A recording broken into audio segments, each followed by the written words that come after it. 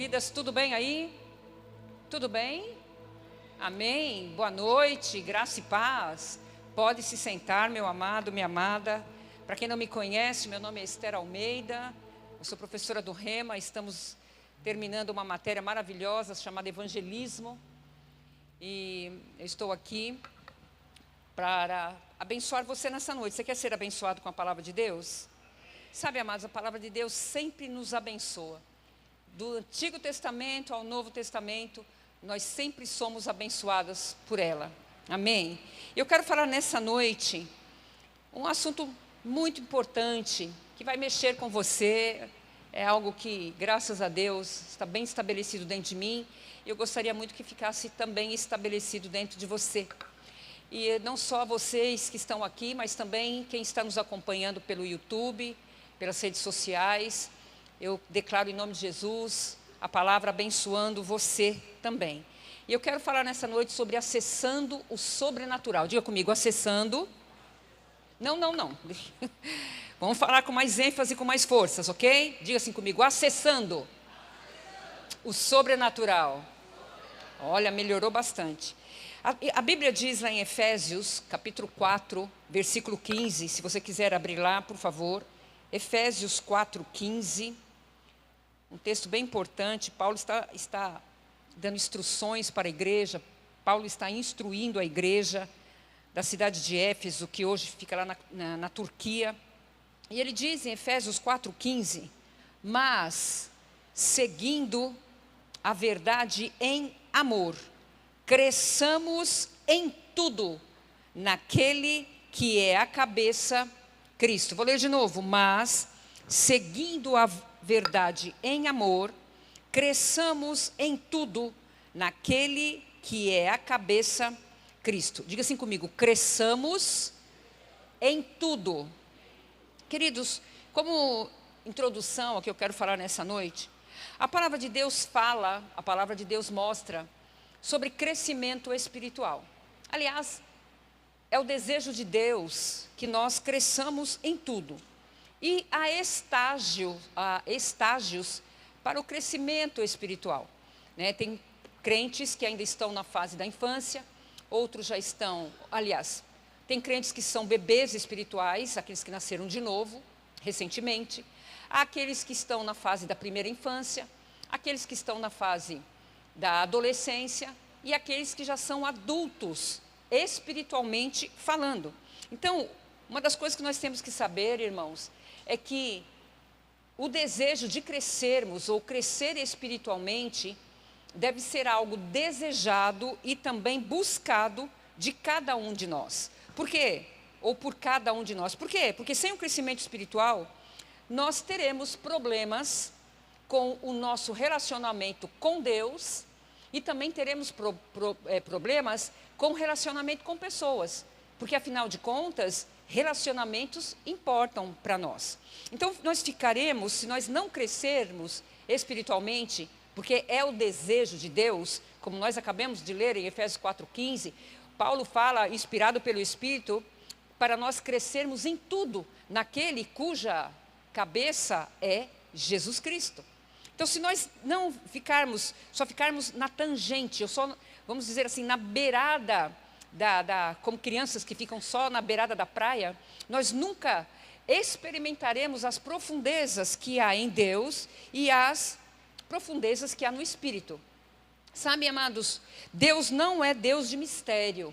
Eu me lembro que quando eu era de uma igreja tradicional, que eu nasci nessa igreja, nós íamos muito para o monte. Então, chegava lá numa determinada hora lá no monte, as pessoas dizem, tem mistério aqui, tem mistério. A gente ficava procurando, que mistério é esse? Mas eu descobri que Deus não é Deus de mistério, mas Deus é Deus de revelações. E Ele quer que você receba revelações do Espírito e da parte dEle. O que a gente precisa entender também, que crescimento espiritual envolve fases do nosso crescimento. Mas como nós lemos, Deus quer que você cresça em tudo. E amado e meus irmãos, Deus não está contra o teu crescimento. Deus não é contra o teu avanço. Deus não é contra o seu progresso. Deus, Ele quer, Ele deseja que você cresça em tudo, como nós lemos. Se Deus não quisesse, Ele não inspiraria Paulo para escrever o texto que nós lemos, de Efésios 4,15. Deus é Deus de crescimento. Outra coisa também que a gente precisa saber, que nós não fomos chamados para ficarmos sentados num banco da igreja. Aliás, ministério de banco da igreja. Ai, que ministério você é, meu irmão? Eu sou ministério do banco da igreja. Esse ministério não existe. Em Deus, todos nós fomos chamados para fazer algo. Deus é Deus de propósitos. Deus faz coisas com propósitos e nós precisamos descobrir o propósito dele para a nossa vida e entrar também nesse propósito. Então nós não fomos chamados apenas para ficar sentados no banco da igreja, frequentarmos cultos, chegarmos aqui, cantarmos, orarmos, ouvirmos a palavra, ir embora e nada mais vai acontecer. Não, fomos chamados para crescer em Cristo Jesus. Hebreus capítulo 5, eu vou ler dos versículos 12 a 14, se você quiser acompanhar, senão, por conta do tempo, eu vou ler Hebreus capítulo 5, versículo 12. O autor de Hebreus está dizendo: pois com efeito, quando devíeis ser mestres, atendendo ao tempo decorrido, tendes novamente necessidade de alguém que vos ensine de novo quais são os princípios elementares dos oráculos de Deus. Assim, vos tornastes como necessitados de leite e não de alimento sólido. 13. Ora, todo aquele que se alimenta de leite é inexperiente na palavra da justiça, porque é criança. Mas o alimento sólido é para os adultos, para aqueles que, pela prática, têm as suas faculdades exercitadas para discernir não somente o bem, mas também o mal. O autor de Hebreus está dizendo, olha, vocês não podem ficar apenas no leite, no leitinho, mas vocês precisam obter alimentos sólidos. Ou seja, queridos, trocando em miúdos, Deus quer que nós saiamos da mamadeira, do leite e comamos carne, comamos alimentos sólidos que vão nos ajudar a crescer cada vez mais. O autor está dizendo que, infelizmente, por causa do tempo decorrido, vocês ainda são crianças. Sabe, tem crentes que estão na igreja, estão em Cristo há 10, 15, 20, 30, 40, 50 anos e ainda são crianças espirituais. Não cresceram, não provaram do melhor de Deus. Mas sabe, Deus, Ele quer que nós sejamos maduros espiritualmente. Quando nós comemos, quando nós entendemos a respeito desta palavra, e não só quando nós entendemos, lemos, mas principalmente quando nós aplicamos, quando nós praticamos a palavra de Deus. Em 1 Pedro, capítulo 2, é um outro texto também bem interessante. 1 Pedro, capítulo 2, olha só que Pedro diz, versículo 1, despojando-vos, portanto, de toda maldade maldade e dolo, de hipocrisias, invejas e de toda sorte de maledicências, desejai ardentemente como crianças recém-nascidas o genuíno leite espiritual, para que por ele, o genuíno leite espiritual, vos seja dado crescimento para a salvação. Uma das coisas que eu aprendi há muito tempo é que quando uma criança nasce na maternidade, quando uma criança acaba de nascer, que ela recebe todos os cuidados, né, dos médicos, enfim, dos atendentes que estão ali, e depois essa criança, ela é apresentada para a mãe, e sabe uma das coisas que a criança sadia quer? Ela quer mamar, ela quer comer. E sabe, muitos de nós estamos na igreja, muitos de nós tivemos de fato uma experiência do novo nascimento, mas nós ainda estamos parecendo como crianças raquíticas, crianças doentes. Nós não nos alimentamos da palavra. Sabe, como eu acabei de dizer, uma criança que acabou de nascer, uma criança normal e sadia, ela vai querer comer. E sabe, amados, quando nós nascemos no reino do Espírito, uma das coisas que nós temos que aprender é nos alimentar da palavra de Deus. Um crente que diz que é crente, uma pessoa que diz que é crente, mas não se alimenta da palavra de Deus, não tem fome da palavra de Deus, essa pessoa está com problemas. Mas diga assim comigo, eu estou crescendo. Diga com mais ênfase, eu estou crescendo. Graças a Deus. Sabe, o que nós precisamos fazer para crescermos espiritualmente? como Paulo diz. O que eu posso fazer, prof, para crescer espiritualmente? Certa vez, perguntaram para John Wesley, qual é a mais importante asa de um pássaro? A asa direita ou a asa esquerda? E ele respondeu, para nós, o mais importante é a leitura da palavra e também a oração. E fizeram essa mesma pergunta para o irmão Reagan. Irmão Reagan, o que é mais importante, a oração ou a leitura da palavra de Deus? E ele respondeu da seguinte forma, qual asa é mais importante para um avião quando ele está lá em cima? A direita ou a esquerda? Então, amado, para nós crescermos espiritualmente, nós precisamos da palavra de Deus, mas também nós precisamos da oração, ou seja, termos uma vida de oração. Em Salmo 11, versículo 3, Salmo 11, 3, está escrito, destruídos os fundamentos, o que poderá fazer o justo? Então, para nós crescermos, nós precisamos de fundamentos sólidos. E um desses fundamentos, com certeza, é a palavra de Deus, uma asa para a nossa vida. E a outra asa para a nossa vida, ou um fundamento importante, é a oração. Sabe, quando nós temos essa vida de palavra e de oração, nós não somente caminharemos na nossa caminhada cristã, nós não somente correremos a nossa carreira cristã, mas nós voaremos, amados, acima de qualquer e toda circunstância. Oração. Irmãos, o que nós precisamos entender sobre oração é que quando nós oramos, quando nós levantamos tempos de oração ou períodos de oração, ou seja, quando nós temos estilo de vida de oração, em primeiro lugar, Deus entra em ação. É impossível nós orarmos e Deus não fazer nada.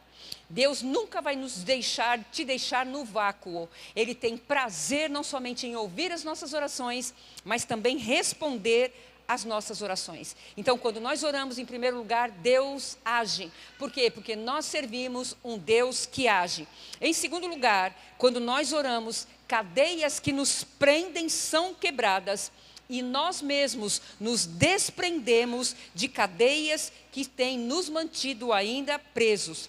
Quando a igreja entender a respeito da importância da oração, aí sim ela vai acessar o sobrenatural. Por quê? Porque a oração, meu amado, minha amada, não é algo natural. Oração é algo sobrenatural. Deus, ele tem vários meios de falar conosco.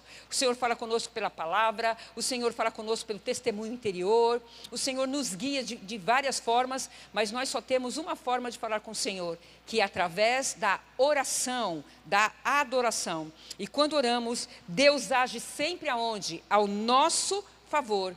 E quando nós oramos, nós colocamos o inimigo, Satanás, o diabo, exatamente no lugar que ele tem que ficar. Onde? Debaixo dos pés da igreja. Eu queria que você abrisse aí a sua Bíblia, lá em Atos, capítulo 12. É um texto bem relevante para hoje. Mantenha a sua Bíblia aberta, em Atos, capítulo 12. Eu quero te mostrar algumas coisas que aconteceu aqui.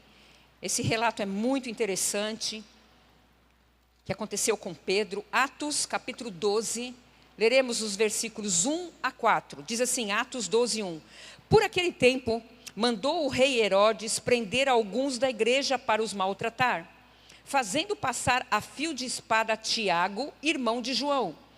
Vendo ser isso agradável aos judeus, o quê? Ter mandado matar Tiago, prosseguiu, prendendo também a Pedro. E eram os dias dos pães asmos, ou seja, aproximando-se a Páscoa. 4. Tendo-o feito prender, lançou-o no cárcere, entregando-o a 4 escoltas de 4 soldados, ou seja, 18 soldados, cada uma para o guardarem, tencionando apresentá-lo ao povo depois da Páscoa. 5. Pedro, pois, estava guardado no cárcere, mas havia oração incessante a Deus por parte da igreja a favor dele. Então, o que estava acontecendo? Pedro foi preso, mas a igreja estava orando a favor de Pedro. O contexto aqui, queridos, é que a igreja estava crescendo. O evangelho de Cristo estava sendo espalhado por toda a Fenícia, Chipre, Antioquia, no sul da Turquia, que é fronteira com a Síria, e a gente vê que a igreja crescendo. Herodes, aqui é o Herodes que foi morto no ano 44 depois de Cristo, ele, para ganhar um favorzinho, para ter o seu nome importante, ele mandou matar Tiago. Aqui Tiago é irmão de João, e manda matá-lo. Aqui é Herodes Agripa I, que morreu no ano 44 depois de Cristo. Mas não só isso, além de mandar matar Tiago, ele faz o quê? Para ganhar ter mais ibope com os judeus, ele manda também prender a Pedro. Mas nesse momento de Pedro, de privação, nesse momento de coerção, nesse momento de limitação, nesse momento que Pedro estava preso, a igreja fazia o quê? Orava. E nós precisamos entender algo, queridos. Em primeiro lugar, não tente resolver coisas que são espirituais de forma natural. Você vai conseguir resolver coisas espirituais primeiro da forma espiritual. Então não adianta você tentar vencer coisas que estão acontecendo com você no natural. Você vai vencê-las primeiro no Espírito. Você vencerá primeiro no reino do Espírito. Você vencerá primeiro através da oração. Como eu disse, queridos, oração não é algo simples. Oração não é algo natural, comum. Oração é algo sobrenatural. E sabe o que a igreja precisa aprender? A se posicionar em oração. Infelizmente, eu estava até falando com os alunos ontem, quem é meu aluno que está aqui vai ouvir novamente, nós estamos numa geração que não ora. Essa geração não sabe orar. Muitas vezes nós fazemos o rema, nós aprendemos sobre oração, os tipos de oração, os inimigos da oração, a oração é eficaz, mas nós aprendemos, mas nós não oramos. Sabe por que muitos de nós não temos mais de Deus? Não temos mais de Deus porque nós não oramos, nós não pedimos. Se você quiser ter mais de Deus, o canal é oração, porque vai acessar o sobrenatural. A oração também abre os nossos olhos espirituais, para nós não somente acessarmos o sobrenatural, mas para vermos o agir de Deus em nós. Não precisa abrir, mas tem um exemplo bíblico que eu amo, que está lá em 2 Reis, capítulo 6, versículos de 8 a 17. O contexto é: o rei da Síria, Ben-Hadad, resolveu guerrear contra o povo de Israel. Ele planejava dizimar o povo de Israel. O que acontece? Todos os planos de Ben-Hadad que ele fazia, ou que ele planejava juntamente com seu exército, para ir contra Israel, naquela época o rei era Jorão. O que acontecia? O rei de Israel ficava sabendo das estratégias de Ben-Hadad. Aí o que ele falou? Tem um espião aqui, tem um delator aqui, tem um infiltrado aqui que está contando tudo lá para o rei de Israel. Aí um dos servos, dos seus soldados, disse para ele: não, rei, não tem nenhum espião aqui. O problema é Eliseu, o profeta de Deus, que recebe tudo o que nós falamos aqui. Ele sabe e ele vai e conta para o rei Jorão, o rei de Israel. Aí o que acontece? Ben-Hadad disse: então nós vamos matá-lo. Vamos matar esse homem. Ele perguntou: onde que ele está? E o servo disse: ele está na cidade de Dotã. E a palavra diz que ele mandou um exército de carros, de cavalos, de cavaleiros. E está lá o servo de Eliseu, um dia de manhã, e levanta-se de manhã e foi buscar água. E quando ele sai no quintal, imagine a cena, ele vê o quê? Todo ao redor de Eliseu, cercado pelo exército da Síria. E ele fica desesperado, conta lá para Eliseu. E Eliseu faz uma oração, amados, que parece até uma oração boba. Uma oração que parece que não tem sentido. Eliseu fala: Senhor, eu peço que o Senhor abra os olhos dele. Mas espera aí, o servo dele estava com os olhos abertos. Mas quando Eliseu ora, ele não estava falando a respeito dos olhos naturais, na cavidade craniana, que não.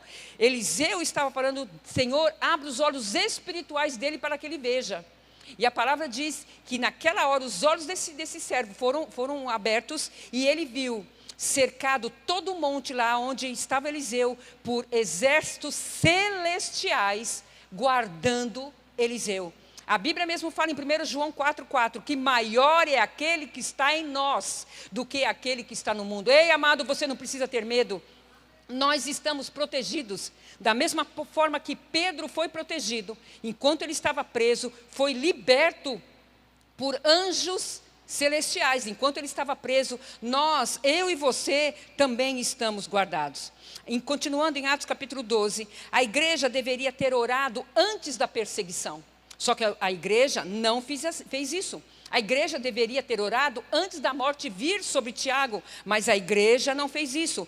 Muitos de nós fazemos a mesma coisa. Irmãos, nós temos às vezes passado por problemas, por circunstâncias, e nós muitas vezes não fazemos nada. A gente espera que Deus faça alguma coisa. A gente fica olhando e dizendo, não, mas sabe o que é? É o mundo, tudo isso é normal. São coisas da vida. Ei, amados, a oração muda as circunstâncias. Não aceite tudo que está vindo, ou que vem para nós, ou para você de ruim. Não aceite dizer, não, é a vontade de Deus. Não é. A vontade de Deus diz que Ele quer que nós cresçamos em tudo. Que nós amadureçamos em tudo. Então, muitos dizem, é assim mesmo, vamos fazer o quê? Fazer o quê? Ore. Porque a oração muda as circunstâncias da nossa vida. Ou então outros ficam esperando, não sabe o que é, Deus vai fazer alguma coisa. Ou então outros ficam assistindo a coisa piorar, como aconteceu na igreja de Atos. Mas até que enfim, depois de Pedro ser preso, a igreja resolveu agir. Ou seja, vamos orar. Mataram Tiago, que era pastor-presidente da igreja de Jerusalém.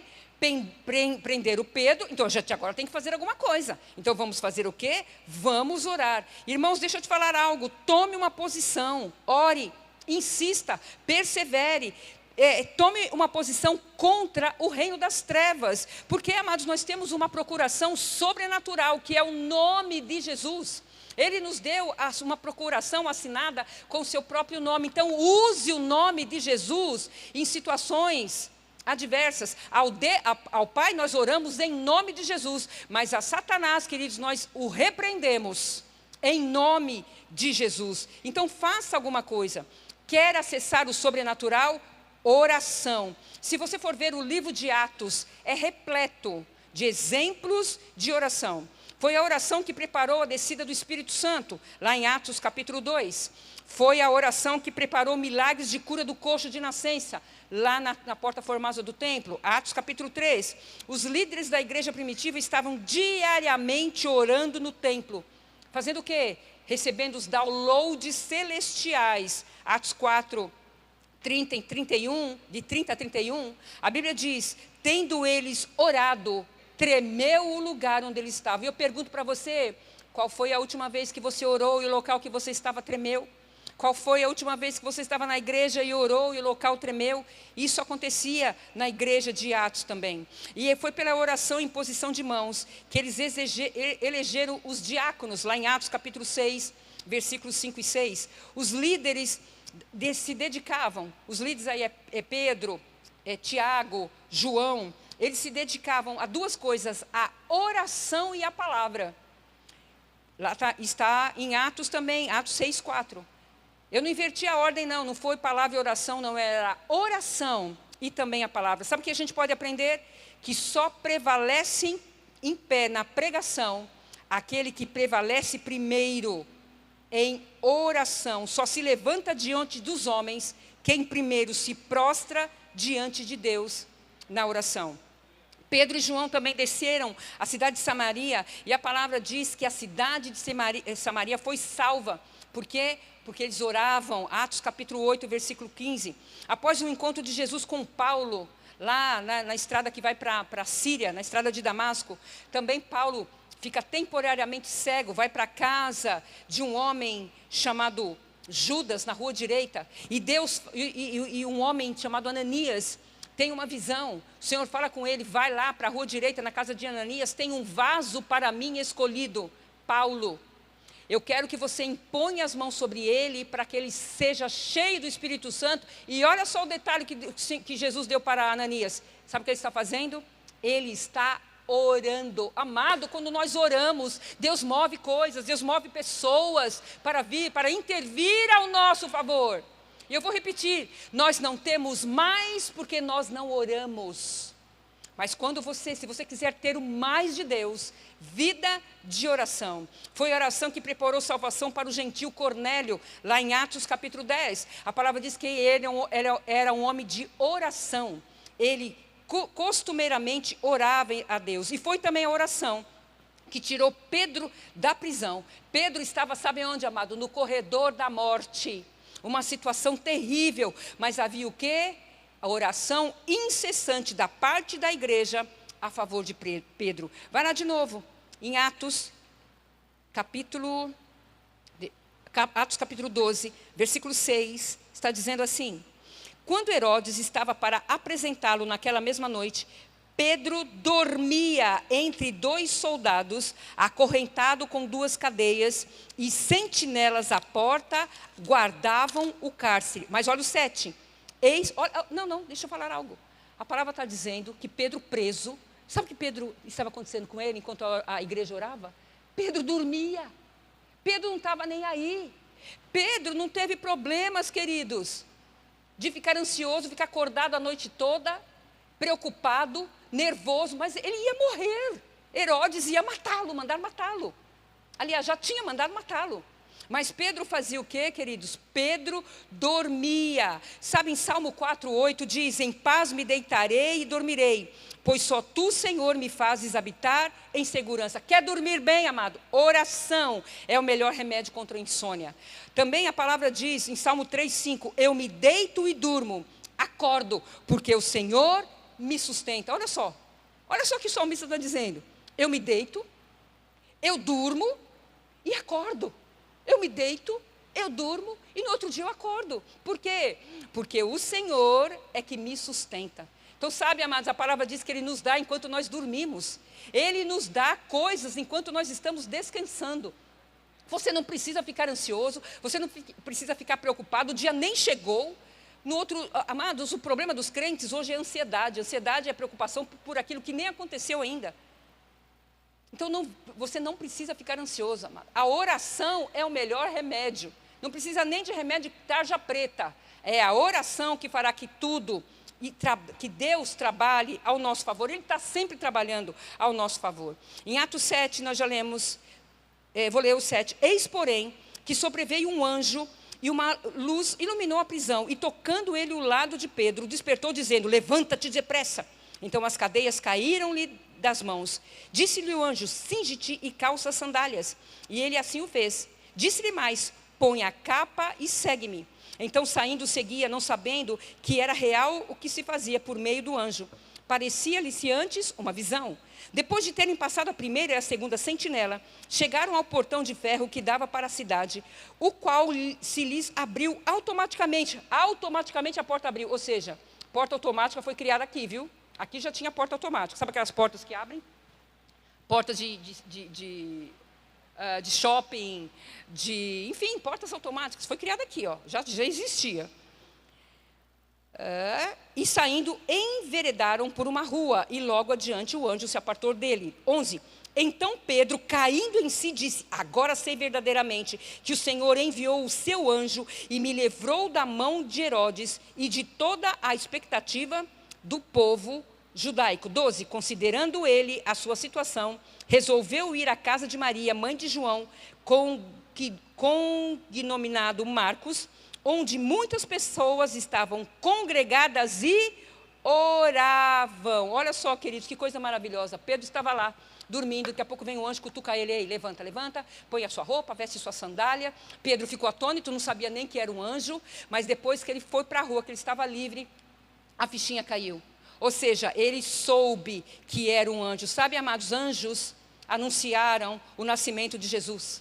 Anjos serviram Jesus após a tentação no deserto, depois de 40 dias. Anjos são espíritos ministradores que foram enviados a serviço daqueles que vão herdar a salvação. Hebreus 1,14 diz isso. E sabe o que eu te falo, amado? Coloque os teus anjos para trabalhar a teu favor. Os teus anjos devem estar obesos, de braços cruzados, esperando você dar ordem. Então, querido, oração é que vai dar ordem aos teus anjos. Então, ore. E a igreja orava sempre para Pedro. E o que acontece? Pedro vai para a casa de Maria, a mãe de João Marcos. E olha só o que acontece. Vamos entrar na história. Vou fazer de conta que é um filme, tá? 13. Quando ele bateu ao postigo do portão, veio uma criada chamada Rode ver quem era. Reconhecendo a voz de Pedro, tão alegre ficou que nem o fez entrar, mas voltou correndo para anunciar que Pedro estava junto do portão. Eu imagino, Pedro bateu, ela deve ter perguntado, quem é? Pedro falou, sou eu, Pedro. A mulher ficou tão nervosa que ela chegou lá, gente, vocês não imaginam, Pedro está aqui. Olha o versículo 15. Eles lhes disseram, estás louca. Ela, porém, persistia em afirmar que assim era. Então disseram, é o seu anjo. 16, entretanto, Pedro continuava batendo. Então lhes abriram, viram-no e ficaram atônitos. Sabe, amados, acontece muitas vezes conosco. Ah, meu Deus do céu. Quantas coisas nós oramos, e depois que acontece, a gente fica alegre, a gente dança, a gente pula.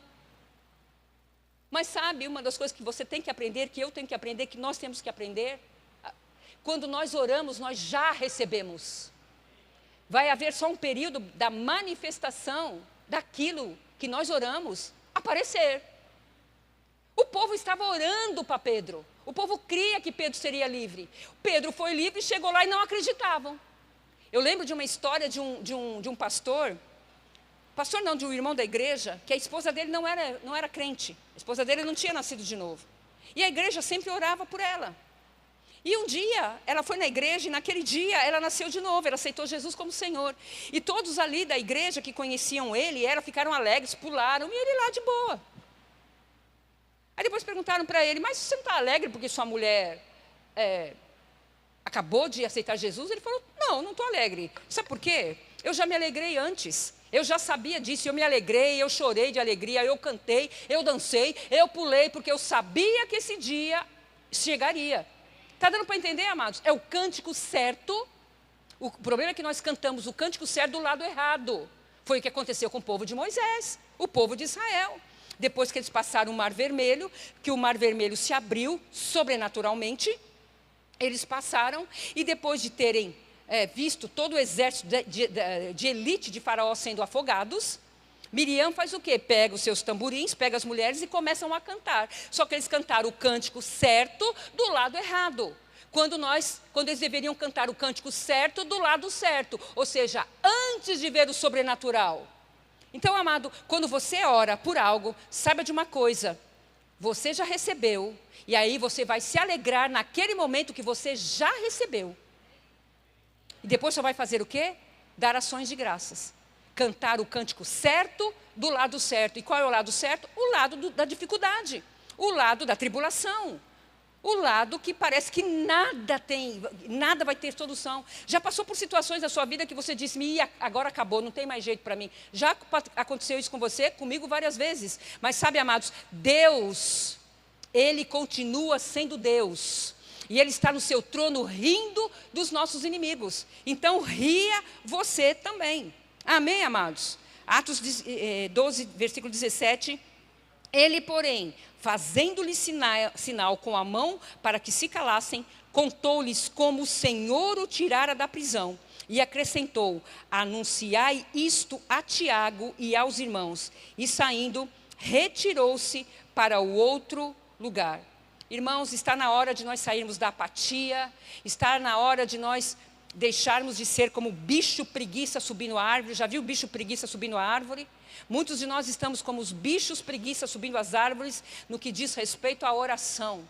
Nós precisamos sair, nós precisamos, queridos, tirar as teias de aranha, porque a Bíblia nos chama de casa espiritual, mas tem crentes que parecem mais castelos mal assombrados, cheios de telha de aranha. E eu declaro nessa noite, amados, o próprio Espírito convencendo você, o próprio Espírito provocando você.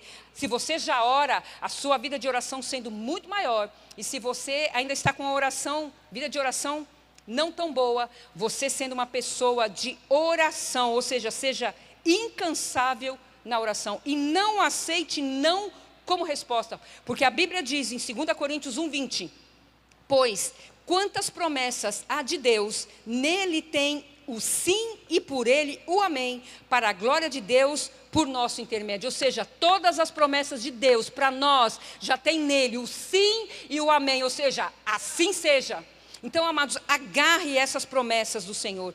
Ore com perseverança. Em Salmo 91, corre lá. A equipe de música pode subir, já estou terminando.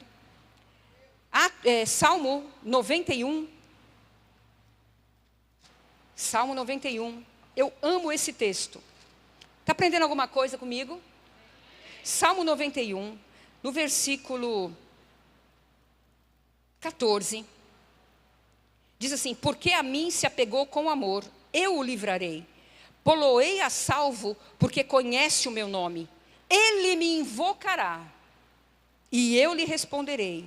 Na sua angústia, eu estarei com ele, para sentar e chorar junto com ele. É isso que está escrito? Não, na sua angústia, estarei com ele, livrá-lo-ei e o glorificarei. Saciá-lo-ei com longevidade, ou seja, muitos dias longos de vida, e lhe mostrarei a minha salvação. Mas sabe quando isso vai acontecer, amados? Quando fizermos o que está escrito no versículo 15, ele me invocará. Ou seja, nós oramos ao Senhor, e a palavra diz que ele vai nos responder. No meio da angústia, ele estará conosco, para o quê? Para nos livrar e para nos glorificar. Sabe, queridos, é isso que vai acontecer. Alguns princípios para as nossas orações serem respondidas. Primeiro lugar, ore com expectativa. Ore sabendo que você já recebeu aquilo que você orou. Em 1 João, capítulo 5, versículo 14, João diz: esta é a ousadia ou a confiança que temos diante dele, que se pedirmos alguma coisa segundo a sua vontade, ele nos ouve. Não somente nos ouve, mas também atende os pedidos que lhe temos feito. Ou seja, Deus, quando você ora, meu amado, ele te ouve. Mas além de te ouvir, ele também atende, ele quer atender os pedidos que você tem feito a ele. Então ore com expectativa. Ore já vendo a resposta. Um agricultor, no natural, quando ele lança a semente na terra, ele tem expectativas. Que expectativas? Que aquela semente vai produzir. E uma boa e uma grande colheita. Então ore sabendo que as suas orações produzirão uma grande colheita na sua própria vida. Você se lembra daquela pergunta que Jesus fez ao cego? O que você quer que eu faça? E ele diz: eu quero ver. Ou seja, aquele homem tinha expectativa de enxergar. E sabe, Jesus não frustrou a expectativa dele. E Jesus não frustrará as tuas expectativas. Segundo lugar, ore com perseverança. Ou seja, não desista. Não pare de orar. 1 Tessalonicenses 5,17 diz: orai sem cessar. Lucas 18 fala que Jesus diz da necessidade de orarmos sem esmorecer. O nosso problema é que nós paramos. Nosso problema é que muitas vezes a gente não ora com muita intensidade. Terceiro lugar, ore segundo a palavra de Deus. Ou seja, encontre promessas e faça-as pessoal para você. Essas promessas de Deus são para nós, são para você. A Bíblia tem 66 livros, 1189 capítulos, mais de 31 mil versículos, de acordo com as diferentes versões e traduções. Então tem aí, nessas 31 mil versículos, tem um versículo para você, que você pode se apropriar das promessas. E como é que fé vem? Romanos 10:17. Fé vem pelo ouvir e ouvir a palavra de Deus. Sabe, a oração nos lembra do que Ele nos prometeu. A oração nos lembra das promessas do Senhor para a nossa vida. Não para lembrá-lo, porque Deus não sofre de problema de amnésia, nem de mal de Alzheimer. A memória de Deus é muito boa, mas as promessas dele nos lembram. Por quê? Porque a nossa fé está baseada naquilo que Deus disse. Ele disse, eu creio, e ponto final. E para concluir, amados, oração antes de mudar as circunstâncias. A oração te muda. A oração nos muda. A oração nos transforma. Antes de a situação ser transformada. Em 2 Coríntios 3,18, Paulo diz: e nós, com o rosto desvendado, somos transformados de glória em glória, à mesma imagem de Jesus, pelo Espírito. E nós, com o rosto desvendado, somos transformados de glória em glória, à mesma imagem de Jesus, pelo Espírito. Você crê nisso, queridos? Jesus era um homem de oração. A palavra diz em Lucas capítulo 3, versículos 20 e 21. que após Jesus ter sido batizado nas águas, e depois também ter recebido o batismo no Espírito Santo, a Bíblia diz que ele estava orando, e o céu se abriu.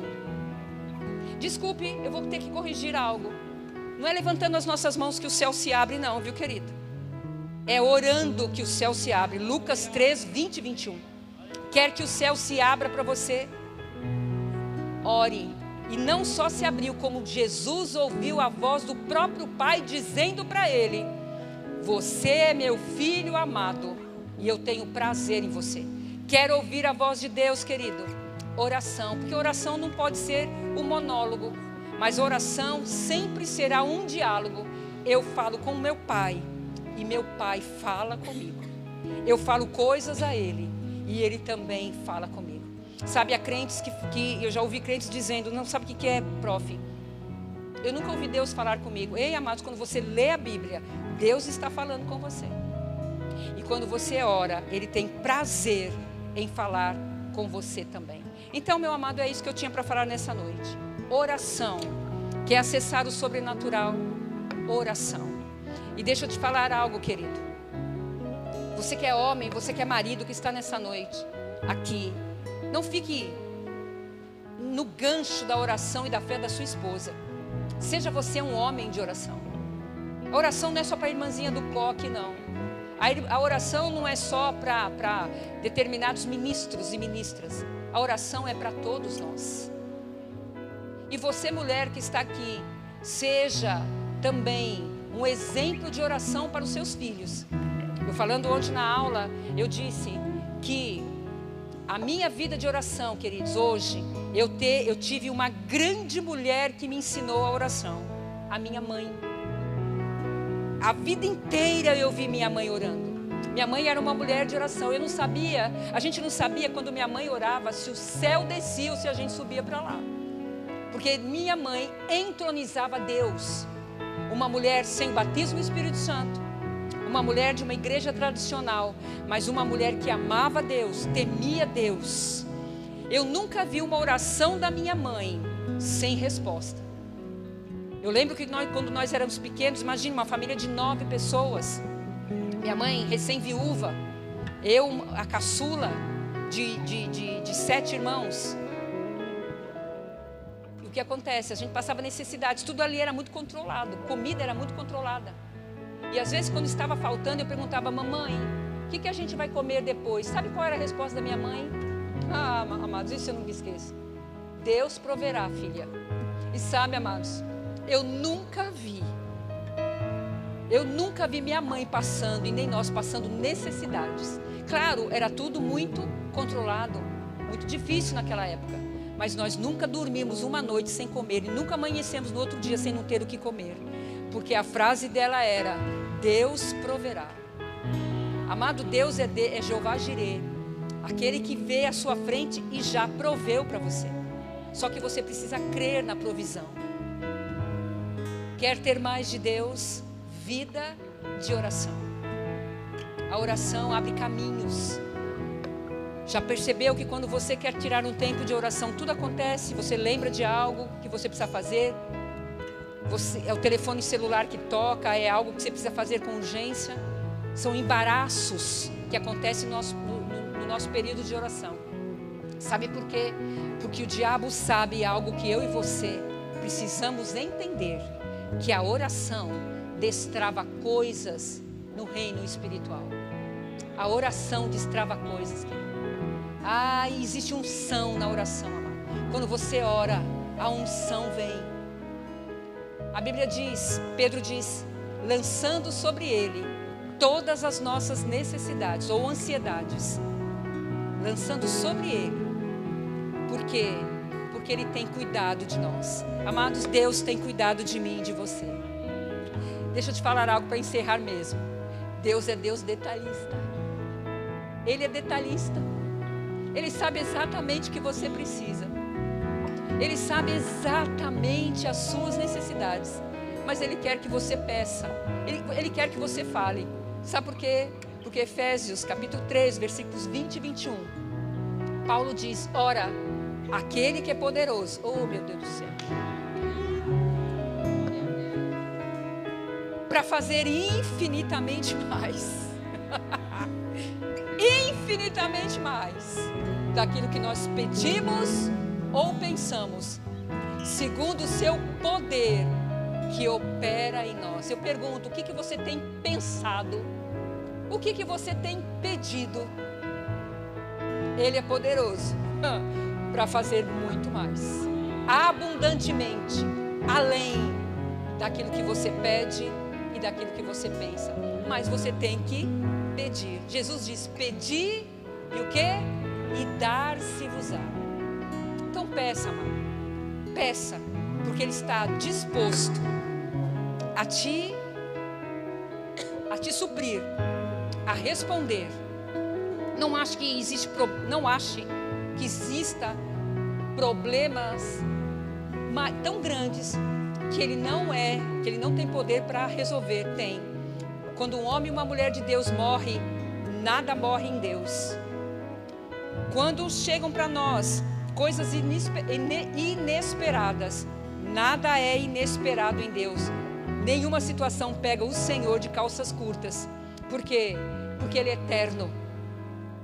Ele é eterno. Ele conhece tudo, o presente, o passado e o futuro. Eterno no sentido de Deus não está preso ao tempo. Então Ele já sabe o que vai acontecer amanhã. Sabe, uma das coisas que eu falo para o Senhor, eu falo: Senhor, eu não sei o que vai acontecer amanhã, mas o Senhor já sabe. Então eu peço que o Senhor ministre ao meu espírito. E sabe, amados, Deus nunca me deixou no vácuo. E eu vou ser pessoal e termino com isso. Agora eu termino. Eu também ensinei meus filhos a orarem. Eu tenho uma filha de 40 anos e meu filho de 39 anos. Eles sempre viram na minha vida exemplo de oração. Quantas vezes, quando eles eram pequenininhos, eu falava: mamãe vai entrar no quarto agora e vai orar. Então não chame mamãe agora. Eu lembro que meu filho ficava lá, pequenininho, batendo na porta. Eu não abria, porque ele tinha que saber que eu estava falando com alguém muito importante. E deixa eu te dizer algo, amado. Se você está orando e o celular toca, e você para atender o celular, você está querendo dizer, talvez não com palavras, que aquele que está do outro lado do celular é mais importante do que Deus. Mas sabe, na nossa vida não tem ninguém mais importante do que Deus. E meu filho é um homem de oração, e a minha filha também. Eu lembro que certa vez, meu filho estava no quarto, eu não sabia que ele estava orando. Eu tinha acabado de passar roupas e fui distribuir as roupas, e entrei no quarto dele. Ele estava lá no escuro orando. Depois que eu acendei a luz, que eu vi, ele estava ajoelhado na cama. Não, ele estava sentado na cama. E quando eu entrei no quarto, amados, eu nunca esqueço disso. A presença de Deus era tão tangível. A presença de Deus naquele quarto era tão perceptível, que se eu tocasse, se eu fizesse assim, eu perceberia Deus. O que eu fiz? Pus a roupa lá de qualquer jeito e saí e fechei a porta. Porque eu não queria que aquela comunhão com o Espírito Santo, com o meu filho, que eu não queria atrapalhar. Sabe, você já ficou perto de pessoas que oram mesmo? Já ficou perto de pessoas de oração? A primeira coisa que a gente percebe é a presença de Deus, a unção. O Espírito está ali. Tem pessoas que não aguentam ficar muito tempo na oração. Elas ficam com pessoas que oram, elas começam a ficar incomodadas. Acontecia isso muito com o Smith Wigglesworth. Quando ele estava orando, as pessoas não conseguiam ficar perto dele. Por quê? Porque a unção descia sobre aquele homem. Então, amados, seja essa pessoa que atrai a unção através da oração. Amém? Se aprendeu alguma coisa hoje, amado? Eu declaro aqui homens e mulheres, vamos ficar em pé. Homens e mulheres de oração. Eu declaro você sendo um homem de oração. Você sendo uma mulher de oração. Você sendo um exemplo na sua casa. Um exemplo onde você está. Sabe, a gente não precisa falar: eu estou jejuando, eu estou orando. As pessoas percebem, amados, as coisas espirituais são discernidas espiritualmente. E a oração é algo espiritual. Vocês conhecem?